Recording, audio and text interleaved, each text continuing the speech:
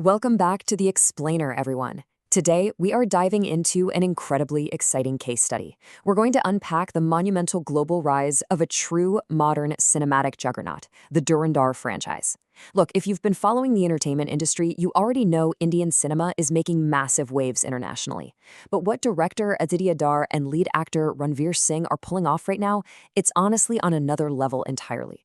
We're going to break down the strategy, the sheer scale of it, and the actually fascinating human element behind this massive global expansion. So get comfortable and let's get into it. Okay, so let's kick things off with the core question driving today's explainer. What actually happens when a record-breaking Bollywood epic sets its sights on Japan? Because, it's one thing to absolutely crush your domestic box office, right? But successfully exporting a massive, culturally rich action franchise to a highly distinct, notoriously tricky overseas market, that requires a completely different playbook. So we're going to look at the exact mechanics of this expansion and see how a film transitions from being a national blockbuster to a literal international event. All right, here is our quick roadmap for today. First, next stop Japan. Second, a record-breaking franchise. Third, the global digital expansion. And finally, humility behind the hype. Starting off with part one, next stop, Japan. Following what was just an absolutely phenomenal worldwide run, Aditya Dhar and Ranveer Singh's Dhurandhar is officially heading to Japan. They've locked in a major theatrical release set for July 10, 2026. And this isn't just, some limited indie screening. It's a massive push presented by industry heavyweights Geo Studios and produced by B62 Studios. Taking a film to Japan, which, let's be honest, is a notoriously tough, highly localized, and historically pretty insular box office market, proves that this team is aggressively expanding their international footprint way beyond the traditional diaspora audiences. And Ranveer Singh isn't just the lead actor here. He's stepping up as the ultimate global ambassador for this expansion. To really mark this Japanese release, he recorded a special message directly inviting audiences. He promised them, quote, an immersive cinematic spectacle featuring a powerful blend of drama, intensity, scale, and emotion. He's speaking this universal cinematic language, right? By personally reaching out like that, he's actively bridging the cultural gap and building direct hype with a brand new audience. It's just brilliant marketing. Moving on to part two, a record-breaking franchise. The crucial driver here is the devastatingly effective 1-2 punch of their theatrical strategy. Step one was the original Dhurandhar, which laid the groundwork with a phenomenal worldwide run. It wasn't just a hit, it shattered records. But they didn't just sit back and relax. Step two hit rapidly. The sequel, Dhurandhar the Revenge, dropped in March of 2026. And just like the first part, it immediately registered massively impressive box office numbers. It's this back-to-back dominance that guarantees the momentum they need to confidently step into those international waters. Now, while Ranveer Singh is obviously the face of this expansion, a spectacle of this size requires a massive foundation of talent. We're talking about an absolutely stacked ensemble cast featuring heavyweights like Akshay Khanna, Sanjay Dutt, Arjun Rampal, and R. Madhavan. And that's alongside Sara Arjun, Rakesh Bedi, Gaurav Gera, and Danish Pandor. When you're promising the globe an immersive cinematic spectacle, having a deeply talented, multi-generational ensemble like this ensures the drama and intensity actually deliver on the hype. Let's dive into part three, the global digital expansion. This is where the strategy gets incredibly smart.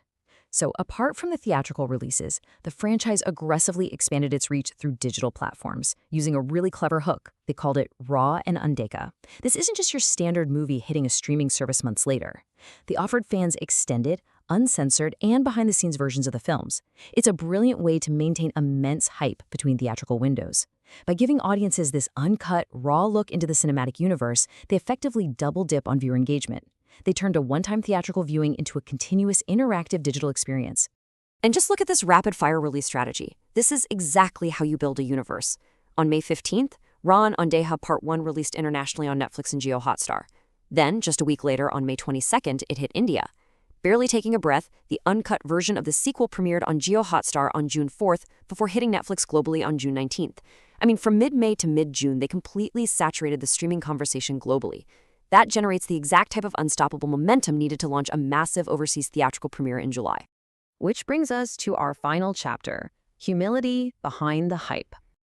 There is a really striking contrast at the heart of this entire franchise. On one hand, you have this staggering global box office phenomenon. We're talking record-breaking runs, international streaming dominance, and a massive upcoming Japanese release. But on the flip side, you have the reality of director Adi Athar and his family. They are remarkably unaffected and extremely humble. In an interview earlier this year with Grazia India, actress Yami Gautam, who is married to Adi Athar, noted that absolutely nothing has changed them as people. Through life's highest highs and vulnerable lows, Adia has remained incredibly grounded. It's kind of crazy, right? The louder the franchise gets globally, the quieter and more centered its creators remain.